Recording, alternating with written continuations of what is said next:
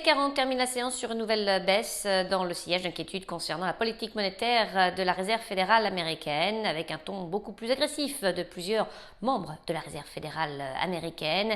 Des investisseurs qui ont continué de surveiller la situation en Ukraine. Parmi les valeurs qui se sont distinguées, on retrouve ce mercredi EDF, le fournisseur d'électricité, a annoncé le succès de son augmentation de capital en numéraire avec maintien du droit préférentiel de souscription des actionnaires. Le montant brut de l'augmentation de capital s'élève à 3,16 milliards d'euros et se traduit par l'émission de 498 millions d'actions nouvelles. On passe à Alstom.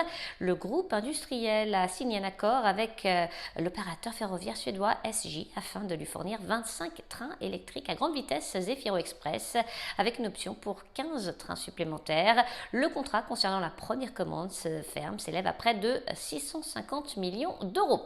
Dans le reste de l'actualité, Saint-Gobain, le spécialiste des matériaux, a signé un accord en vue de la cession de Tadmar, son activité de distribution spécialisée en plomberie, chauffage et sanitaire en Pologne, à la société polonaise 3W.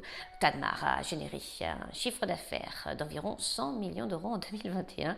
L'entreprise opère environ 50 points de vente, 2 centres logistiques et emploie 460 personnes.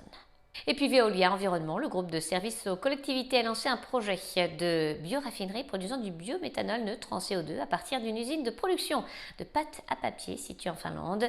Le projet permet de révéler le potentiel de cette source alternative de matières premières pour la fabrication de biocarburants presque entièrement inexplorée à ce jour. Enfin, Clépierre, la foncière, a été pénalisée par une dégradation de recommandations de la part d'un analyste à New York. Sabrina Cagliozzi pour Trading Central. Je vous souhaite une très belle fin de journée à tous. À demain.